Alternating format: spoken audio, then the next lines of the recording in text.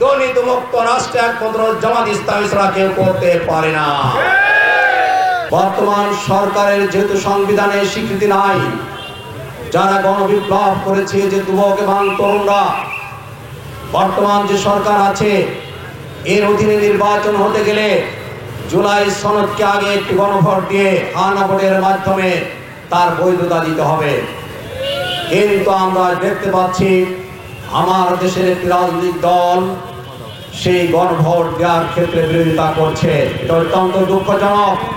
বিচার চান ফোনে শেখ হাসিনা, তার মন্ত্রী এবং এমপিরা, তার সন্ত্রাসী বাহিনী বাংলাদেশের জনপদকে শ্মশান করেছিল, হাজার হাজার মানুষকে যে হত্যা করেছে, তার বিচার নিশ্চয়মান করে আমাদের নির্বাচন দিতে হবে।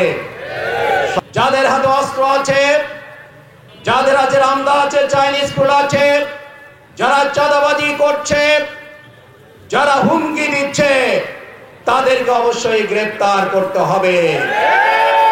সংগ্রামী ভাইরা, আমাদের 24-এর গণবিপ্লবের যে রক্ত, যে জীবন, তাদের যে চেতনা, সেই চেতনা বুকে ধারণ করে বাংলাদেশ জামাত ইসলামী আগামী দিনে নির্বাচন চাই। আমরা চাই বাংলাদেশকে দুর্নীতি মুক্ত করতে। বাংলাদেশের কোটি কোটি মানুষ, তাদেরও আশা যে আমরা দুর্নীতি মুক্ত বাংলাদেশ দেখতে চাই, সন্ত্রাস মুক্ত বাংলাদেশ দেখতে চাই, চাঁদাবাজ মুক্ত বাংলাদেশ দেখতে চাই। আমরা বাংলাদেশ জামাত ইসলামী বুক ফিরে আমরাই বলতে পারি, দুর্নীতি মুক্ত রাষ্ট্র একমাত্র জামাত ইসলামী ছাড়া কেউ করতে পারে না। সারা বাংলাদেশের মানুষ পরিবর্তন চাচ্ছে। 1971 সালের স্বাধীনতার পর থেকে যতগুলো দল এই দেশের রাষ্ট্র ক্ষমতায় অধিষ্ঠিত হয়েছে, কোন দলই জনগণের ভাগ্যের পরিবর্তনের জন্য কাজ করে নাই। প্রতিটা দলই তারা তাদের দলের এবং ব্যক্তির সম্পদ সম্পত্তির অঢেল পাহাড় গড়ে তুলেছে, দেশের সম্পদ বিদেশে পাচার করেছে।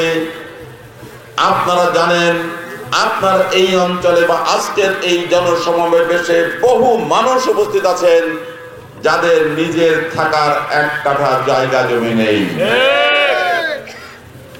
পরের জায়গায় বা খাস জমিতে কোন রকম পলিথিন বা তাল পাতা গোল পাতা দিয়ে ঘর বানিয়ে আছেন, অথচ আপনার আমার সম্পদ লুট করে এদেশের টাকা চুরি করে আওয়ামী লীগ সরকারের একজন মাত্র মন্ত্রী ইংল্যান্ডে 590টা বাড়ি তৈরি করেছে।